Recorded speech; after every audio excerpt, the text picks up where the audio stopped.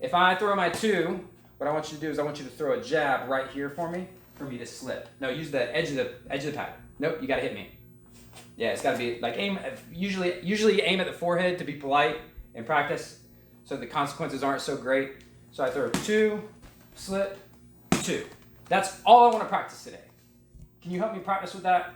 It really sucks that I'm not able to go practice and I miss training. I feel rusty. It would help me out a lot. Okay. See how I did that right there? Kick. Hey, up.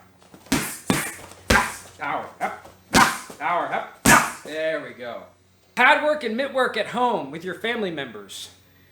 It's more complicated than it sounds. There's a lot of mistakes that it's very easy to make, and you'll make them thinking that you're doing the right thing. In this video, we're going to talk about holding pads for your kids, holding pads for your spouse, and getting your spouse to hold pads for you. The most important thing to realize is that you are not their coach.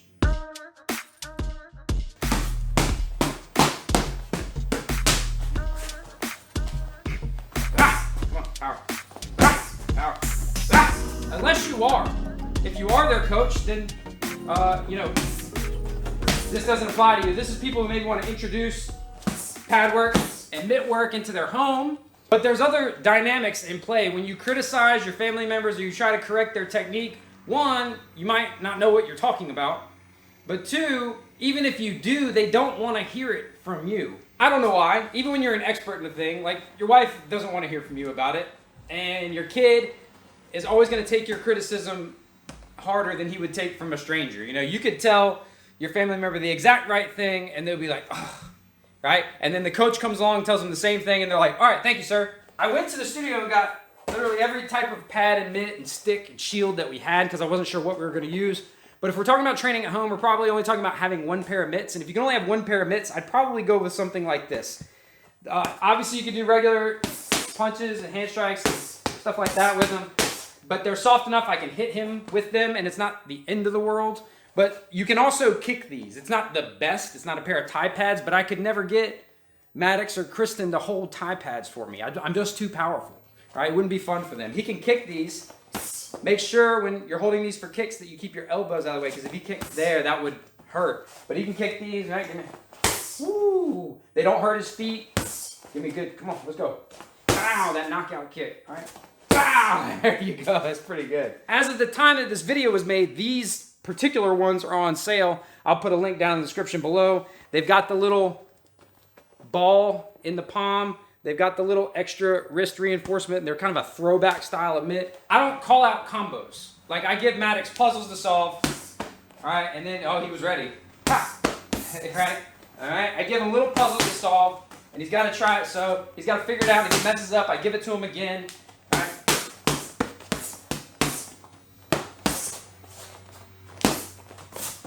But we don't have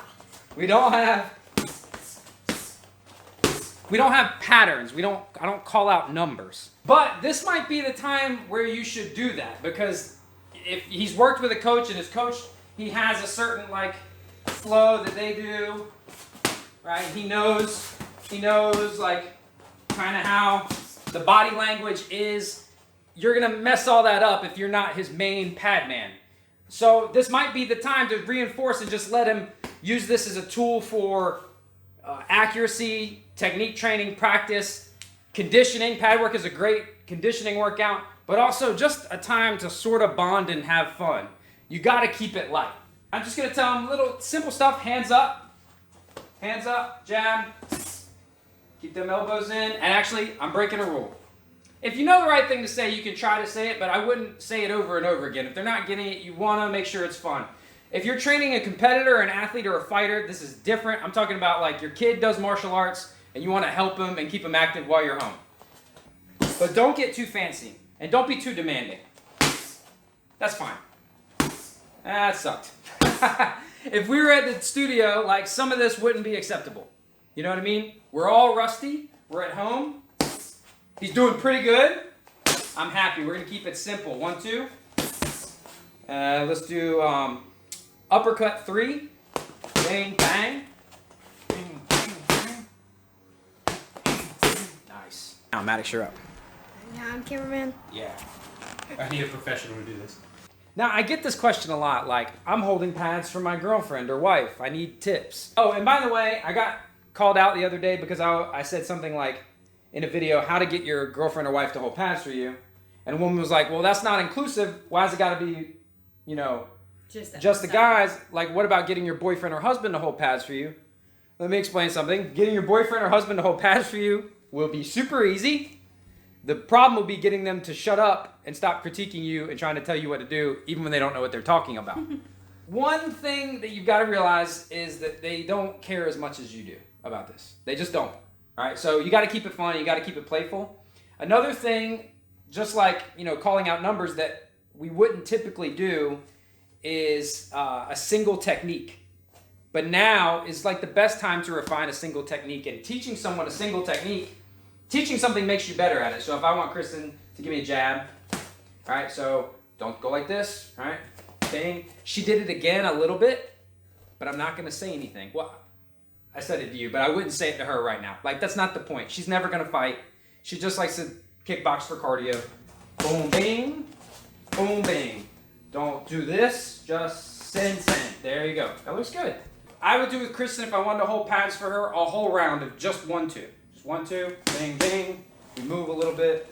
1-2. Don't do it like this, right? 1-2. Move a little bit. 1-2. Good job. 1-2. Cover. There you go. Good. 1-2. Cover. Keep it very, very simple. Don't overwhelm them and laugh and be like, haha, got you. Even if they laugh back, like even if I was like, come on. And I started doing this, like she's smiling. Yeah, but I'm not. She smiled. She does not think it's fun. I don't. Right? So that's what happens. So guys get in trouble because they think like, oh, I'm the guy and I'm teaching my lady how to fight and it's cute. It's not. If you want them to keep doing this, you have to make them feel cool.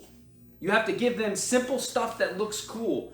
Head movement off of punches is like the best thing. So we're going to go 1-2, slip, right? 2. It's so simple, but when someone does it, they feel like a badass. Like that feels boom, boom, bing, bop. Move around. Hey, good. That's really good. Getting your spouse to hold pads for you or any family member. This is tough because, like I said before, they don't care about doing any of this. They're just doing it because you're into it. They don't care. They might say they care. Oh, no, totally. It was totally cool. It was a lot of fun. They just are trying to be supportive. So you have to, like, make it easy on them. Ooh. You like those ones? Mm-hmm. Those are my fave. These ones? Yeah. Do you want to use these ones? Yeah. Like, I like these because they're small, but I don't know, that leather is, like, really soft. Yeah. It's been a long time since I've been in this position with you. Yes. You helped us me, like, one time. Years ago. Yeah. So I'm truly, I don't know what I'm doing. This would be the best time. So I need to give her something that's going to be fun for her. So I'm going to throw a right hand. You got to tell them, right? Right hand. And now this can be a shoulder and core workout. You got to bring it in tight, flex, and hit it back. I'm going to try to punch to the center, right? Don't push down. Just push straight into it. Boom. Very good. Very good. Give her something predictable she can work with. Or him. Or... Am I doing this too? Like, is it like hit, a 2 for me? You're basically throwing the same punch I'm throwing. Good. Now, that was a good one. It sounded good. Yeah. What I would love for you to do is you just hold it up for me and like, don't tell me it's coming. You know, you just kind of relax and you just tell me when to go. 5. Slip 2. Move around. 2. Slip 2. All right. So you hold them down like this. Like relax. And then just pop it up when it's time. That way you're in control of when I punch. Make sure you aim right here at me. Go ahead. Yeah. Give me one. No, go ahead. Kristen, I promise I've been hit harder. There we go. Hit me. There we go. Oh, I didn't need to do that. Yep. I went that way. Yeah, you got to practice because if you punch over there, that's not. I don't have to anything. slip. Yeah. Oh, that was good. That was really good.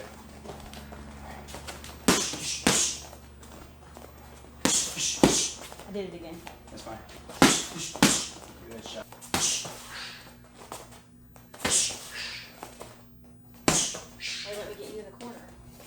Good call. Good call.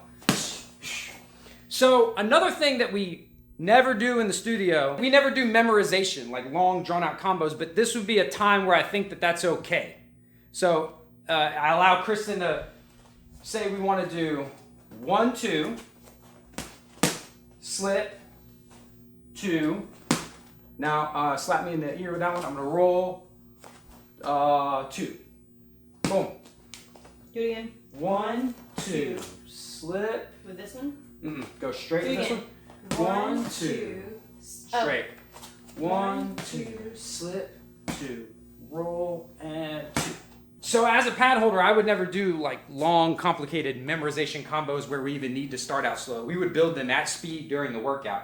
But this is a chance for us to work together on something, like helping each other get through it, which makes it, you know, a bonding moment, I guess. All right.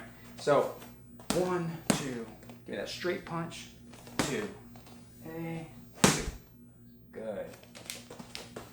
And then I'm gonna move, and then you move. Yep, and then we do it again.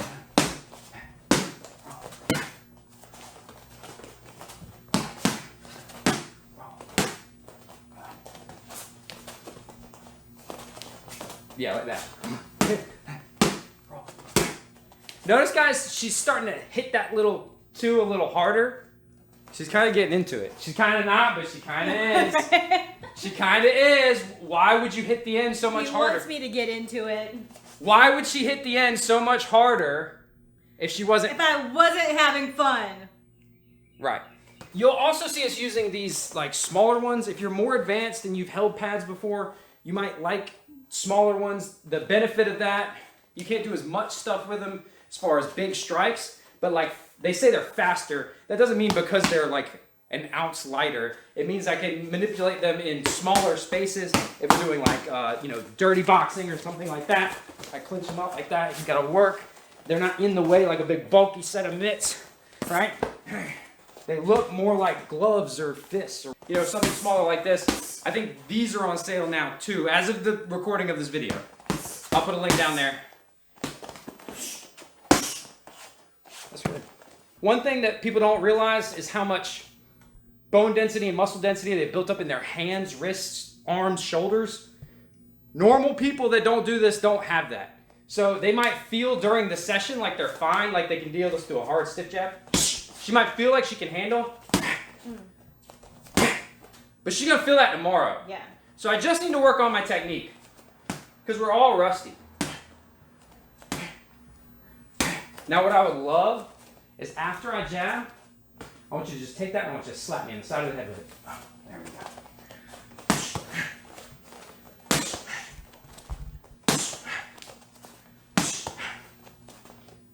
Literally that simple, guys. When they first start learning to hold pads, don't try to make it more complicated.